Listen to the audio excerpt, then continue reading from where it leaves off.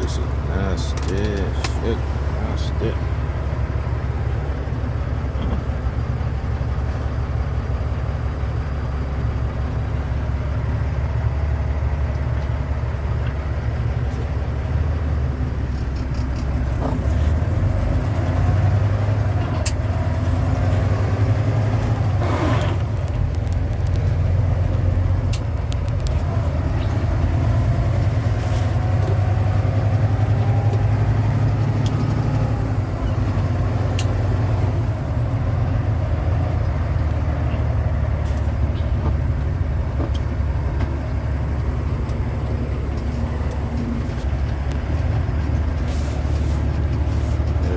A piece of the curve.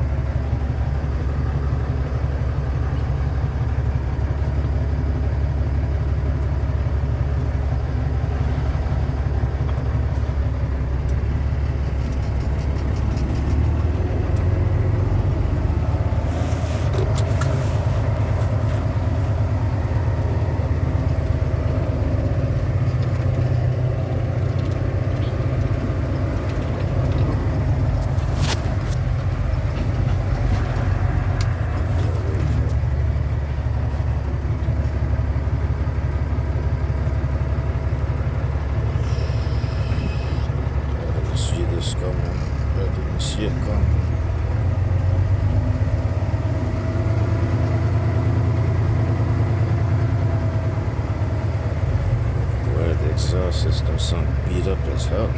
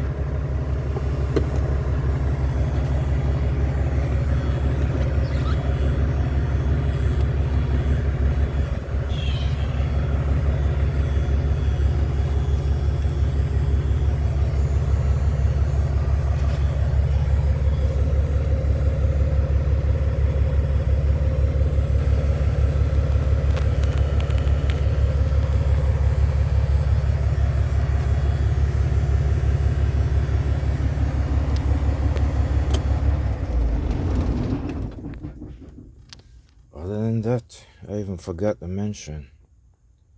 You see I think they wiped the trouble codes off of the dashboard and started over. Because something was seriously wrong with it right now.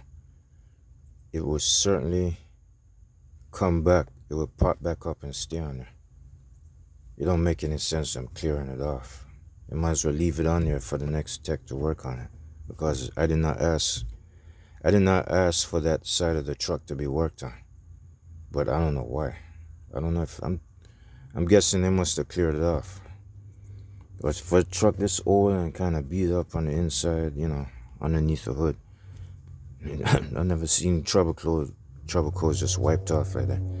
Since that guy put... Hold up for a second, man. I can't hear myself talk with this stuff. Since that guy put the brand new speed sensor on there, the one I just showed y'all on the other video, the brand new speed sensor, it seemed like, I don't know, it's like I said in that one video, y'all saw it. I still have a lot to learn about certain types of trucks and trucks itself.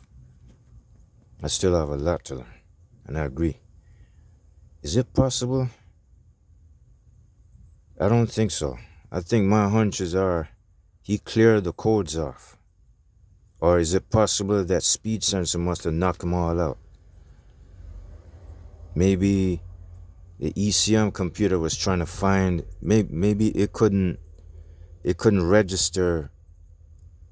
It's kind of like, I'm trying to explain something. Like, when it comes to a certain part of the truck that's defect, when it comes to a certain unit or some part, it can mess with the other sides. It can mess with other parts of the truck or certain parts of the truck that cause the ECM to actually link from, section to section. Like if the speed sensor goes out, it's gonna say there's something wrong with the, let me see. It did say ECU, ECM on there. It's gonna mention some other things that's wrong. So yeah, it's like, I noticed that the speed sensor did affect the the engine brake. And it will and can affect the RPM needle. And it can also affect the power of the throttle. Like how fast, like all the way to the floor, it's just gonna max out 1400 RPM. But now since it's working, you floor it, you're just gonna have to wait for it to increase, and then it will go past then it will pass 15, 16, probably 16 the highest, somewhere about there. It shouldn't really wind out so much. And not only that, this wouldn't be working, or it will be working. Now since it's brand new. You y'all saw the needle move, right? So it seemed like that speed sensor, I didn't know it would affect this. I thought it was just the speedometer needle. Mostly I thought it would be this or the speedometer needle. Usually on manual trucks, you wouldn't get enough, you're not gonna get enough speed out of it. You're not gonna get no speed. You'll max out, you'll fade out to about, your power will fade out at 1400 or maybe 13, probably 13. You're not gonna get much out of it. That's if the speed sensor is bad. On the automatic, usually, well, I've never had an automatic truck semi actually defect on me with a speed sensor. However, yes, an automatic minivan, yes. As a matter of fact, I think when the battery is weak, when the alternator doesn't charge, the TCM module is not going to get enough juice. It's going to starve. That's the transmission control module. That's a gearbox. That's the automatic transmission's ECM module. Not ECM, but that's the brain part of it. But the ECM is the engine control module. So it seemed like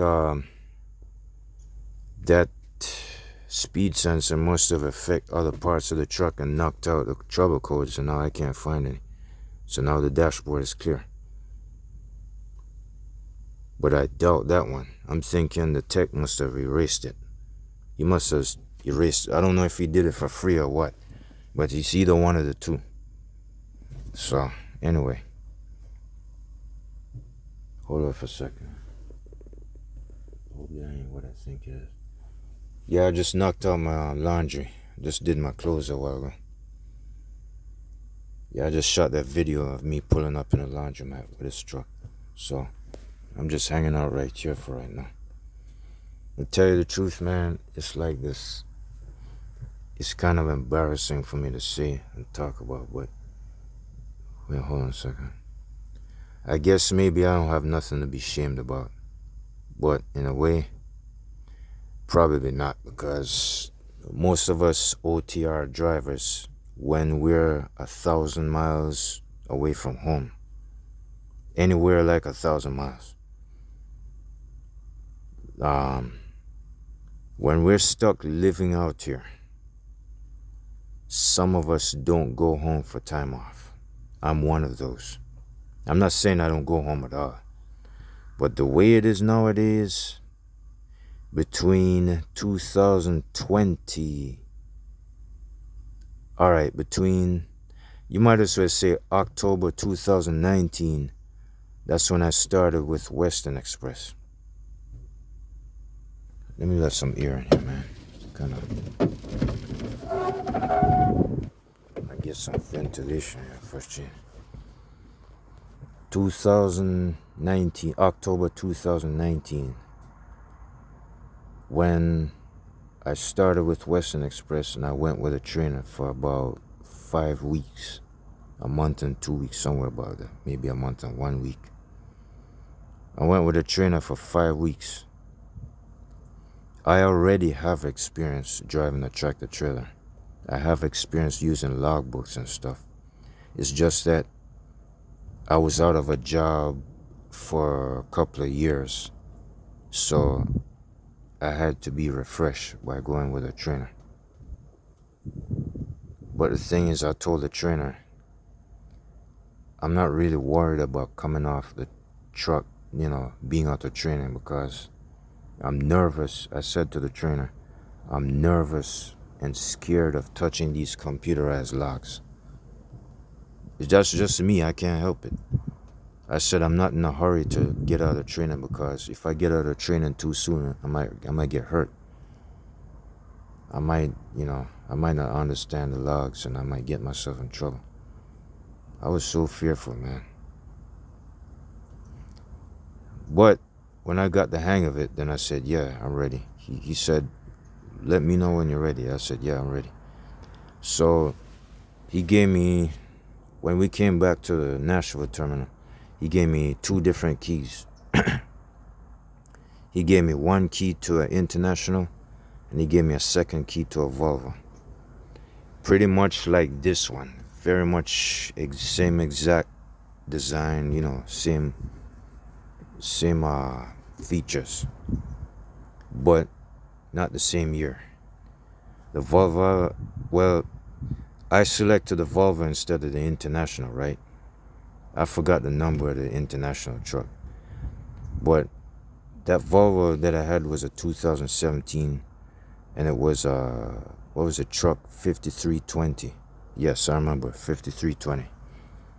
It was a white Volvo, full height roof, window at the top, like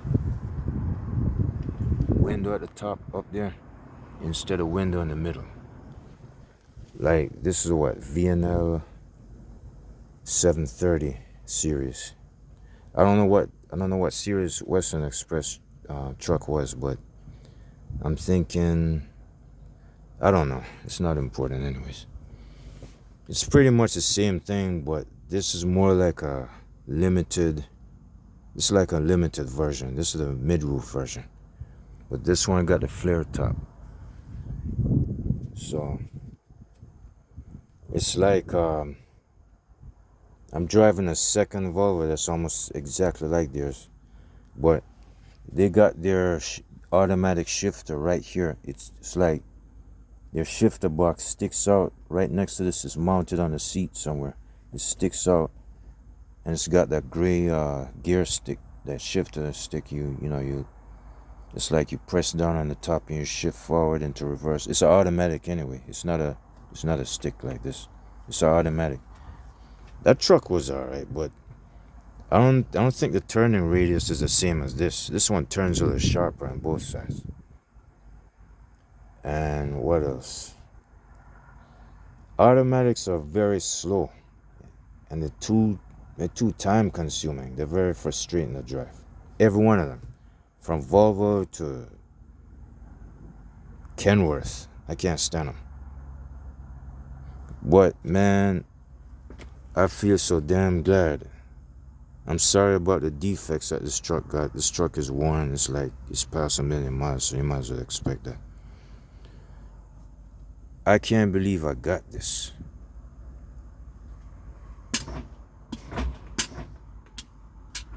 I don't understand. It's like a blessing, man.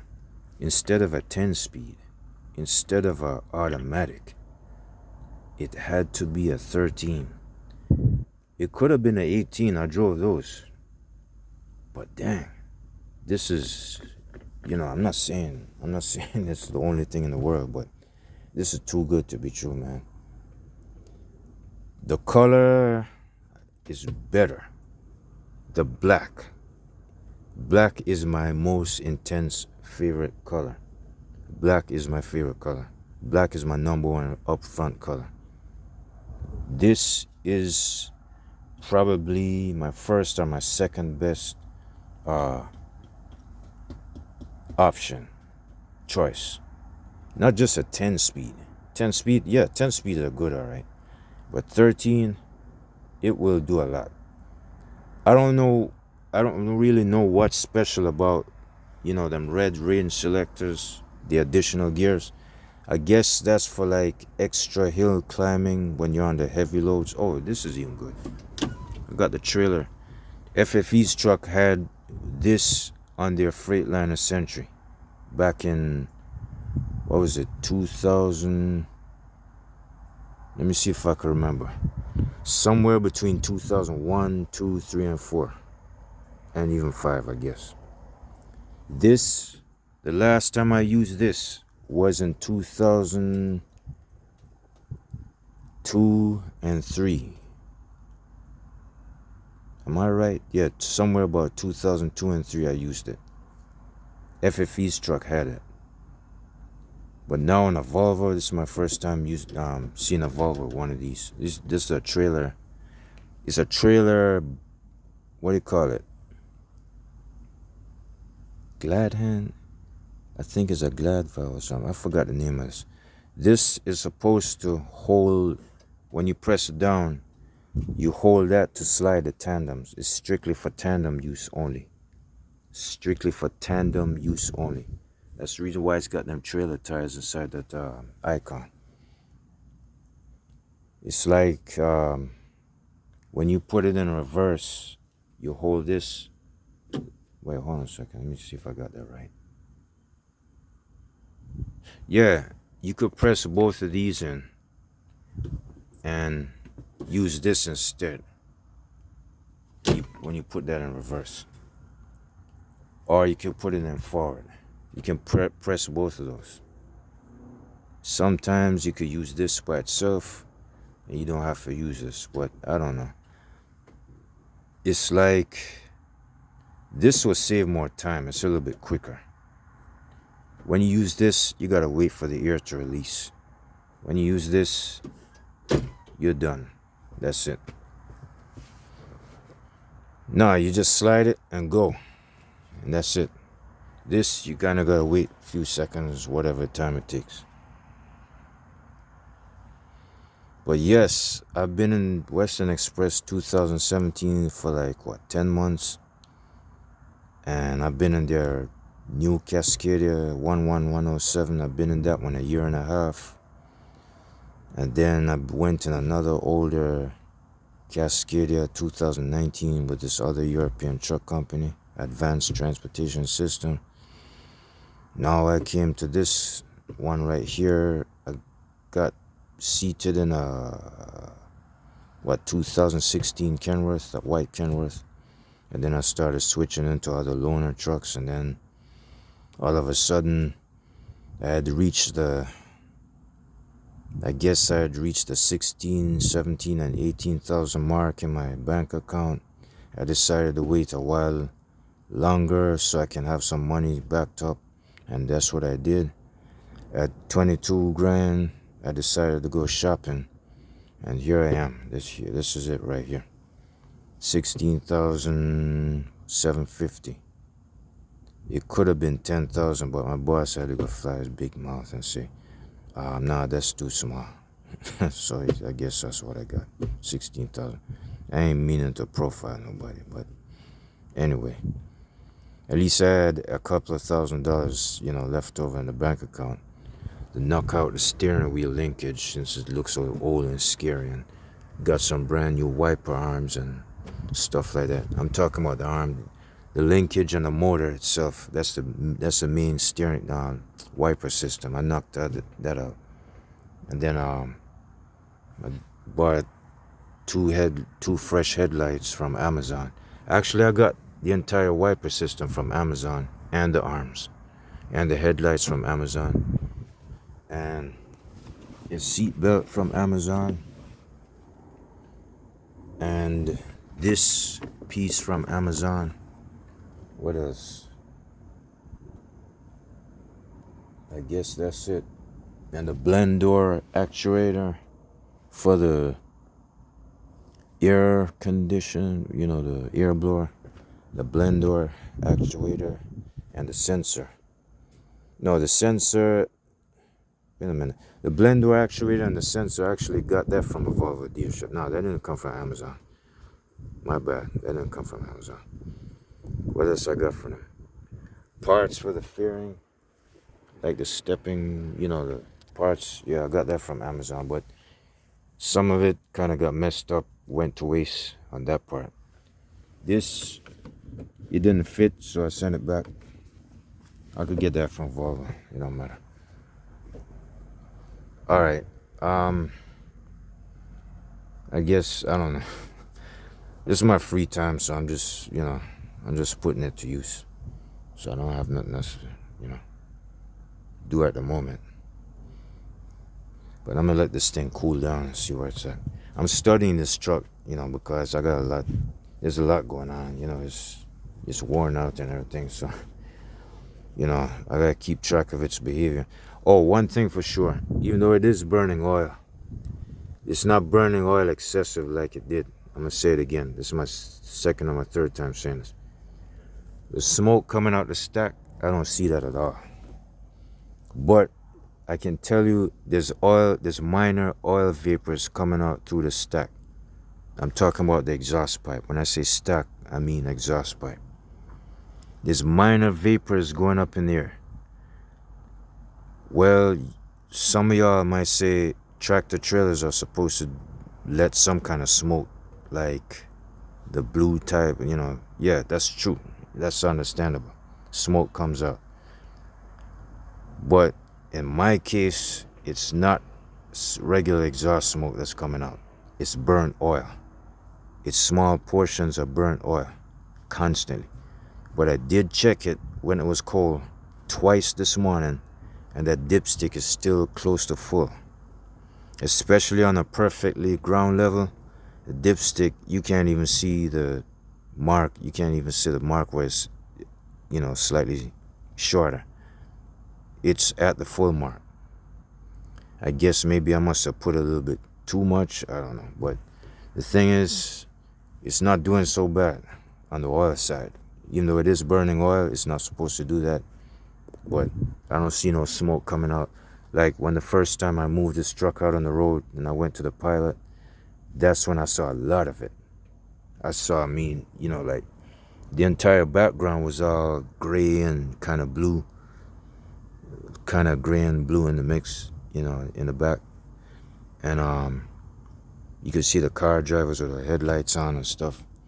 It did it twice, but 3 times, 4 times, 5 times, 6, 7, 8, 9, 10, all the way up to the next 20 times since I've been out here. I've never seen it. It seemed like it didn't matter how hard I accelerated, I still couldn't see it. I guess because the truck must have been sitting around too long and I didn't use it. I left it sitting there. But yeah, if it sits, that's probably what it will do. If it sits for like a couple of days, you might see a small portion of it in the air, and then after you finish driving, the next day you turn it off and start it, you're not gonna see it for a while. But all I could say is I got a long ways to go on this truck. The part I didn't like when I came to the spot, the exhaust, it didn't sound so healthy. It's, I don't know if I was driving the truck different, but instead of going straight towards the valve guides, that's going to be a heavy job. That's going to be a couple of $1,000s. It seemed like the next part that I'm probably going to work all the way around is going to be the intake manifold. Manifold gasket, turbocharger, I don't know, probably that's still going to cost, I don't know, 2,000-3,000, probably somewhere about that, maybe 4. Now to get to the valve guides, we're looking at probably 5, 6, maybe 7, I don't know, 7,000. Alright, it's getting kind of cold in here. I'm getting chilly.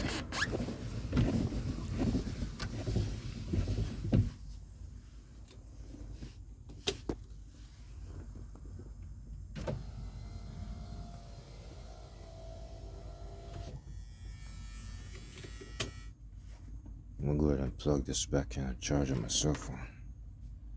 If I can. Oh, hold up. Oh, this thing right here is being charged. I forgot. Alright, I forgot what I was gonna say. Other than that, so far, yeah, I did have something to say about that. Yeah, the engine brake works it works alright, but it's not all that strong and sensitive like the Kenworth. You could hear it come on. It just that the 2 minor things I don't really like about it. I understand that this truck is past 1 million miles, but it sounds a little beat up and kind of out of style. So I guess, yes, it must have something to do with I think part of it is the exhaust system. Because the gaskets are probably bad up here. But anyways, tomorrow's Monday. I might be sitting around here all day tomorrow. Usually dispatch does not have me working. No, I'm not saying that they don't have me doing nothing. Usually on a Monday I'm supposed to get a load, but he usually hunts down a load, but he won't get it in the same day. It's always like that. It's usually on Tuesday, Wednesday, Thursday, and so on. Friday. Then after Friday I get days off on weekends, like Saturday and Sunday. You could say I'm kind of accidentally getting days off on Mondays also. You might as well call it 3, because he usually say, just stand by and wait on Monday. It usually doesn't happen. Always on a Monday, no loads. He said he's going to get one, but it usually kicks into Tuesday. Because if I do get one on Monday, it's going to be a pickup date on Tuesday anyways. But just this one last time, yes, I did get a load on a Monday. But it's not that way most of the time. So it's possible. I not only had yesterday off, well, I did have last week off, because I did mention, yes, I'm getting 7 days off. Yes, I am spending my 7 days right now. This, you might as well say this is my last 7 days right here. So during the 7 days, I try to make use of this. My boss said if I were you, I wouldn't spend money yet. Yes, I am. He said so, and I said, yeah, I agree with you. And then I changed my mind. I said, no, he's wrong. Because you don't want me asking for another 7 days off just to get to this truck, or just for me to get time off. I don't think you'll like that. So I said, let me just knock out whatever I need to do as much as I can, because I can't let this truck stay like this. It's not going to go to waste. So what the two things that I got during this week, during the 7 days, I call it vacation, I don't care. The 7 days off, let me see what I got done. Stuff that I couldn't reach that I had to pay for in that Volvo shop in Des Plaines, Illinois. Let me see, what was the first one? I think the first one was the filter bowl, the separator bowl. It had to be cleaned out. And I had bought new filters for them to put in. Yeah, they did that. That was like, what, $331, something like that, for labor. Labor only, I already paid for parts. $321 for labor. Like within 1 hour. That's kind of, it sounds kind of dangerous and scary, but that's what it is. All right, that's one. That was my first time going in their shop. And then number two, I had the sensor put on. I had ordered to have them put the sensor on. So I got that done. You know, I did show you a video of it. I don't know if you want to see it again. I'm kind of tired of pulling that fairing off. But yeah, the sensor underneath there is brand new. And that also costs, let me see if I can find it.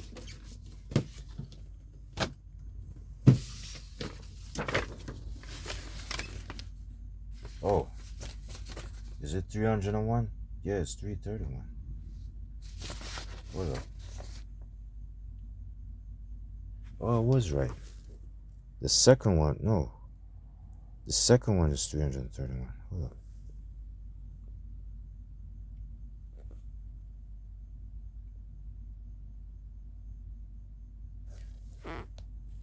Yeah, something like that. Here it is, somewhere about that. Yeah, I also ordered, I requested them to put on the air fitting. I did that myself. It says customer would like us to replace his LH air tank vent valve. Purchase from our parts department. CO1 customer would like us to replace his left H air tank vent valve. Then I kind of ran into a problem. I almost got in an argument too. I got serious with them because they were kind of kicking me around, trying to scare me to death with that price, and I didn't agree with them. So anyway, I kind of stuck it out, and I kind of win the fight, and I got through. But anyways, this is what happened.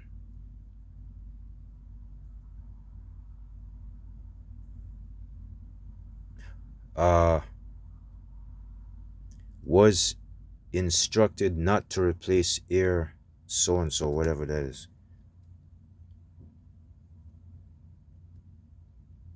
All right, yes, that's the part right there. That's because, I don't know. I don't want to call any names, but that idiot he was just giving me all kinds of runarounds with his big mouth, and he kept talking so much. I said, nah, that's not going to happen. I don't want this to happen. You see, to make up your mind.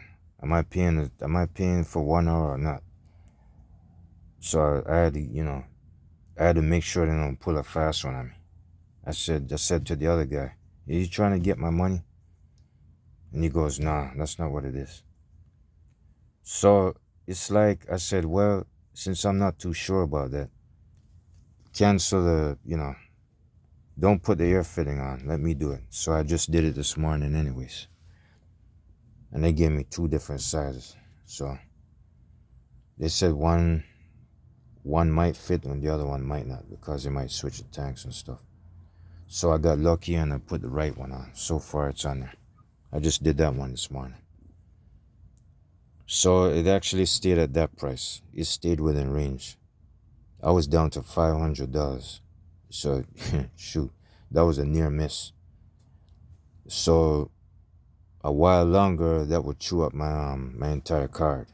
Then I wouldn't probably come out of there anyways. So it's a good thing I took that off. So I did the other half myself. I was gonna have them do both of them, but I took it off. All right, all I gotta say is that's it for right now. Tomorrow I might be staying here. Or maybe I did stray away from the subject when I said I should or shouldn't have anything to be ashamed of. The thing is, I'm not planning on going back to Georgia, for time off anyways. It's like I'm stuck out here now. I'm not only stuck living in a truck, I'm going in the hotel on and off once in a while. But I'm out here to really bust dollars, try to survive. All right, let me start over again. I'm out here to bust dollars, try to survive. Survival is the name of the game. And 3, I'm not the moms and dads kind of person. Even though, yes, I still got parents. I got a stepfather and I got a natural mom. A natural flesh and blood mother. And this is her flesh and blood son right here. Yes. Well, I'm still the type. I'm more like the by myself person. I try to get what I want in life, even if it doesn't go my way. That's the way I'm not saying I like being by myself all the time, but I don't mind saying this. I love this part. I'm sorry I didn't even say it before. I probably did. I love the loner's lifestyle. I still want my kind of females, but I like the loner's lifestyle. I'm glad I ain't married. Thank God for that. I'm glad I ain't the type to have a family, like kids and all that. Thank God anyways. Of course, He fashioned us human beings to bring children in the world and form it. Yes, I understand that some of us are not meant for it. I don't want to get into no controversy about that. But I feel comfortable being a loner, especially nowadays. I really, really, most of the time, not used to being around people, man. I'm not a people person. Even one of my trainers from FFE said that, because he knows I like to keep to myself a lot. But the thing is, it seemed like I kind of been this way since I was a kid anyways. But it's more like I'm not the type to want to go home and get all cozy and comfortable in front of the TV, go to your baby mama and all that. I ain't got no problem. I don't have nothing to do with none of that. Because I remember back in 2014, I remember one of them strict, savage bosses I was working for.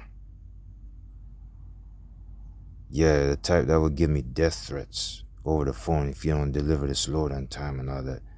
Yeah, I stuck it out and worked for one of those on a private truck job. It seemed like I kind of got a little bit lucky, but not really. Yeah, a little bit. The other guy that was working next to me in another truck, now when I say next to me, another, what do you call it? Another company driver, so to speak. Both of us were working for a private truck company. And my boss, he had me next to him, leaning up next to him against the wall. I know I've been this way before, but I say it again. He also had the other guy, the other dude, leaning next to him on the other side of him. It's like him being in the middle, me over here, the other guy over here. He had his arms folded, you know. It seemed like my boss had me come to headquarters at the storage area because he had to pay me, right? Yes, so I got paid under the table. This, like I said, this is a rough house job.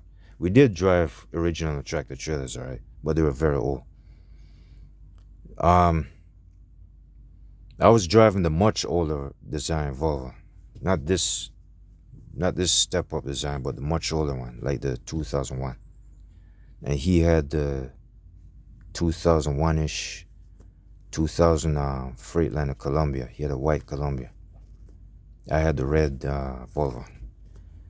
And he called me, and I guess because, you know, I kind of stand up to my name. I didn't go diving into my house and coming back out delivering loads and nothing. You know, hanging out at my girlfriend's house. I didn't do none of that. So my boss, he stuck a couple of $100 in my pocket, you know, in my hand. He gave me $400 cash. So I took it. I said, all right. That's me back in them days when I was down and out, you know, and I was homeless outside. So I got lucky with this one truck job. All right, fine. I got a couple of $100. So I stuck it in my pocket. So I just, you know, I kind of decided to participate and, you know, kind of lean up against the wall next to him and hear what he has to say. So now he complains about the other guy. He said that, oh yeah, his truck broke down in North Carolina. Me, my boss, and the coworker, the other driver, we were having a meeting, you know, like a little small meeting. And the thing is, yeah, he left the truck in North Carolina because it broke down. I brought my truck back to headquarters. So my boss credited me on that. He gave me my money for that. He didn't have nothing to say about me. So I'm here leaning up next to my boss. And I'm listening to the way my boss chopping him down the sides, getting all serious. I said, man, my heart started beating in my chest. Suppose he had head my way. So he said, what do you mean you actually let the truck run out of coolant like that? And he got serious with him. Hardcore, man. I felt sorry for that guy. So later on, it seemed like, as a matter of fact, it probably wasn't the same day. A while later, he had me using the truck that I was driving. That's his truck now, not my personal truck. I'm driving his red Volvo and he got a white Cascadia. He got his own fleet. So I'm driving the truck that he assigned me to go to North Carolina. It's right at the state line of South and North.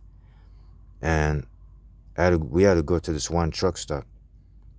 And, my boss had drove, my other boss, I'm not talking about this company. He had drove to North Carolina before I got there.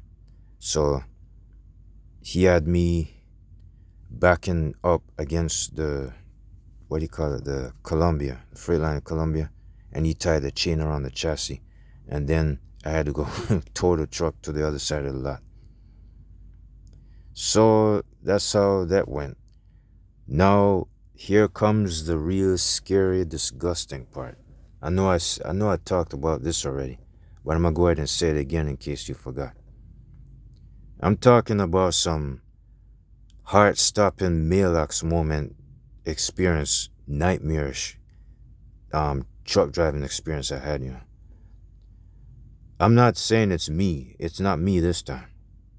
I'm feeling sorry for the other guy, man. It's like whenever I bring this story up, it put me on another cloud, you know what I'm saying? I feel so scared. But I feel excited talking about it. Now, one day, like about a week later, I got a phone call on my cell phone. It's my boss. He said, do you know where the other guy is? I said, no.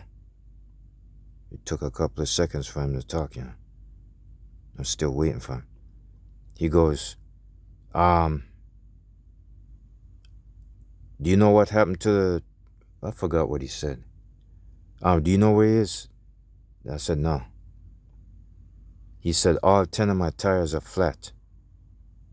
I said, what? Yes, somebody slashed all 10 of my tires.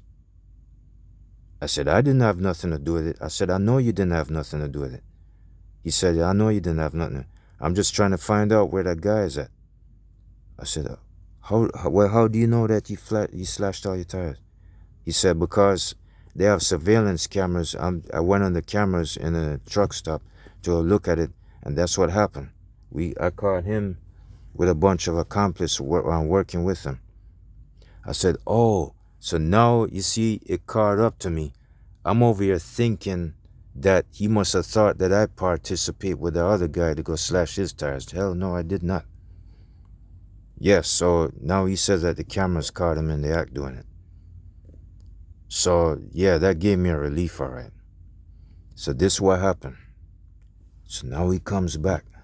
He comes back to the storage place where his trucks are parked. I was actually camping out in my minivan right next to his truck, you know. So he said, I'm gonna go over straight to my truck right now. I'm gonna drive to North Carolina and try and get the situation here fixed. He said, you coming? I said, hell no. No, sir. Of course I said hell no. Because to tell you the truth, I've been kicked around on that job myself, you know. But I never did nothing like that. So, I said, hell no, I ain't going nowhere with you. Because, the way you be talking to people and stuff like that. So that's what happened. So, I stayed out of the way. No, I choose to stay in my minivan and get comfortable right there on the spot. I'm not going to go with you. If you and him going to have a beef, he going to slash your tires, I would say it's between the both of y'all. The both of y'all going to kill each other. That's what it looks like. I'm not going to have nothing to do with it. I'm going to stay safe right where I'm at. And that's what I did. So anyway, I guess he went over there and called the police. He made a police report. And that's that. Other than that, man, so much for the story. I really ain't got nothing much to say. All I could say is that the way I see myself, I consider myself in the poor stage. I know some of y'all, I don't know, maybe some of y'all might agree with that. I'm in the poor stage. I'm having it bad right now. Yes, I'm lucky. I'm at the skin of my teeth, if you want to know the truth. I'm still employed, but I feel tempted to pull away from the job already since the last 3 to 4 months. I said, I really don't want to get stuck working this long, like this. I've been starving to go my own authority since I was driving Western Express truck and it didn't happen yet. Okay, I'll tell you what. I agree with most of you if you're pissed off and you're mad at me right now. I agree, you know why? You're thinking that I'm too impatient. Yes, I see it. I really do. It's been my weakness since the last 30 years. It's been my weakness since I was a child. Since I was a kid, yes. But on and off, I'm going to tell you the good news. I know I burned you real good. I know I pissed you off real good. Yes, I'm mad at myself every now and then when I keep forgetting like that. I mean, I got this whole thing in my hand, right? It's got my name on it.